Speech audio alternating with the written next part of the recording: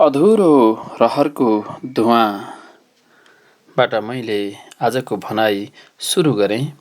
अब कसैलाई बोलाउने रहर मर्दै गयो, आफ्नो मुटुभित्रको उज्यालो जल्दै गयो। अब कसैलाई बोलाउने रहर मर्दै गयो, आफ्नो मुटुभित्रको उज्यालो जल्दै गयो। सपनाको गन्ध पनि धुवाँ जस्तै, सपनाको गन्ध पनि धुवाँ जस्तै लाग्न थाल्यो। मनको आकाश बिस्तारै ढल्दै गयो। म घाटमा बसेर समय गन्ने मान्छे भएँ।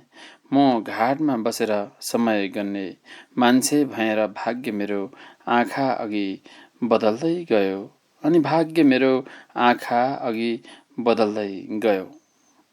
आदरणीय मित्रहरू, यो एउटा सानो गजलबाट सुरु गरेर म आज मान्छेको जीवनलाई चिन्ने तरिका, मानिसलाई, कुनै पनि मानिसलाई हामीले चिन्ने तरिका, विशेष केही तरिकाहरू भन्न गइरहेको छु। कृपया ध्यान दिएर यो एलपी डायरीलाई अन्तिमसम्म सुनेर साथ दिनुहुनेछ भन्ने आशा र अपेक्षा गरेको छु। तपाईँकै मायाले आज म यो स्थानमा पुगेको छु। यो एलपी डायरीले आफ्नो च्यानल परिवर्तन गर्दै नयाँ उचाइमा पुग्दैछ।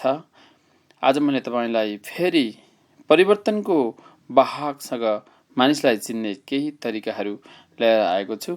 कृपया ध्यान दिएर भिडियोलाई अन्तिमसम्म सुनिदिनुहोला र एउटा लाइक, कमेन्ट र सेयर गरेर पनि हामीलाई माया गरिदिनुहोला।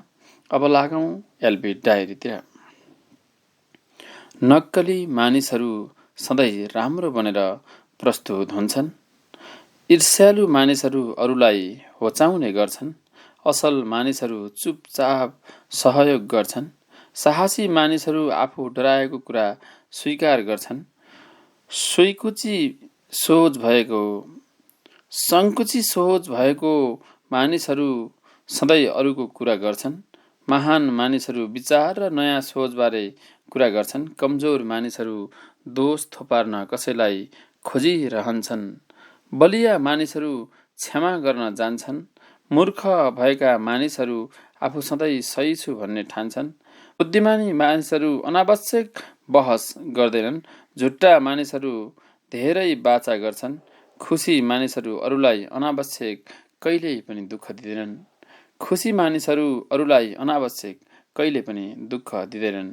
मित्रहरू, मानिसलाई चिन्ने कुराहरू भने मैले। अब मानिस बर्बाद हुने कुनै 10वटा उपायहरू छन्। म त्यो पनि आज तपाईँलाई सवार गर्न गइरहेको छु।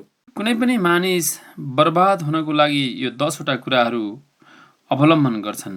यदि हामीले यो 10वटा कुराहरू छोड्यौँ भने हामी सधैँ सफल हुन सक्छौँ। धेरै सोच्ने बानी भयो भने यसले खुसी भन्दा पनि बढी तनाव गर्छ। ढिलो उठ्ने बानी भयो भने यसले गर्दा हातमा आएका अवसरहरू पनि गुम्न सक्छन्। मोबाइलमा समय बर्बाद गर्नाले यसले तपाईँको भविष्यलाई कमजोर बनाउँछ। रिस नियन्त्रण नगर्नु भनेको यसले राम्रो सम्बन्ध पनि टुटाउन सक्छ। आलस्य गर्नाले सपनाहरू अधुरै रहन्छन्। आलस्य गर्नु अथवा अल्छी गर्नु जसले गर्दा हाम्रा सपनाहरू अधुरै रहन्छन्।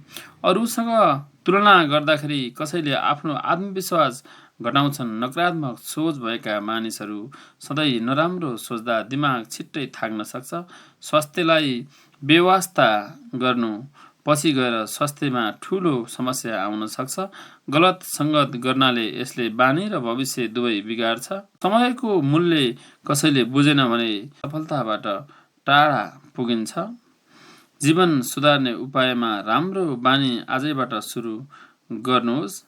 आफूलाई अनुशासनमा राख्नुहोस्। सकारात्मक मानिसहरूसँग बस्नुहोस्। आफ्नो लक्ष्यमा फोकस गर्नुहोस् अनि जीवन सुधार्न सक्नुहुन्छ। व्यवहारहरूको वास्तविक विषयवस्तु म तपाईँलाई बताउन गइरहेको छु। धेरै माया गर्दा छोरा बिग्रिन्छ। लोभ दिँदा नोकर बिग्रिन्छ। धोका दिँदा मित्रता बिग्रिन्छ। धेरै रिस गर्दा सम्बन्ध बिग्रिन्छ।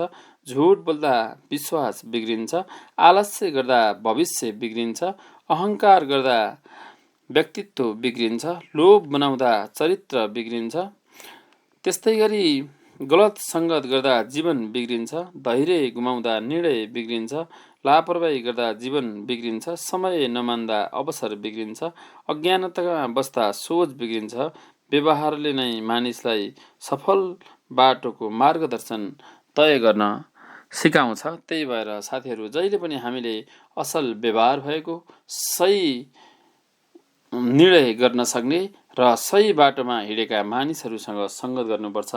भनिन्छ नि, साथी सङ्गतले कहिलेकाहीँ तिमीले आफ्नो बाटो बदल्न सक्छौ, बाटो बिर्सिन सक्छौ। सोही बिर्सेको समय र सोही बिर्सेको दिनले गर्दा आज तिमीले परिणाम, ठुलो धोकाको परिणाम पाउन सक्छ भनिन्छ। त्यसै कारण तपाईँहरूले जहिले पनि आफ्नो बानी सुधार्ने गर्नुहोस्। धन्यवाद।